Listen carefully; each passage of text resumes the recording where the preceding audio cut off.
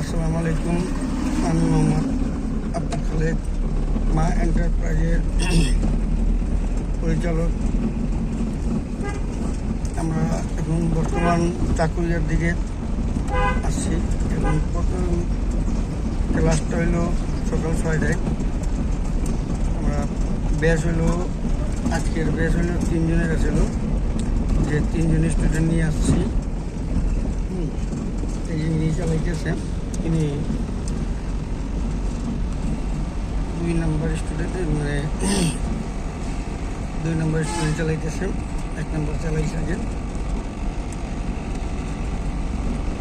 আপনি কতদিন দিয়ে গাড়ি চালান? কয়দিন দিয়ে চালাইতেছেন? 9 দিন। মানে কয়টা ক্লাস হয়েছে? 10টা? হ্যাঁ, 10টা। ব্রেকে যান। তো 10টা ক্লাসের ভিতরে আমাকে বানান 10টা ক্লাসের ভিতরে আপনি মানে কি এরকম চালাইতে পারতেছেন? আশা করা যায় আপনি কি পারবেন কি না ইনশাআল্লাহ। আমাকে এই প্রতিষ্ঠান থেকে আপনার শেখানো হয় কিভাবে? মানে আপনারা শেখানো হয় কিভাবে? মানে কিভাবে শিখায়? ভালো শিখায় নাকি? এখানে খুব ভালোভাবে প্রশিক্ষণ শিখাচ্ছে আমাদের, দক্ষ সহকারে প্রশিক্ষণ ভালো। ব্রেকে যান।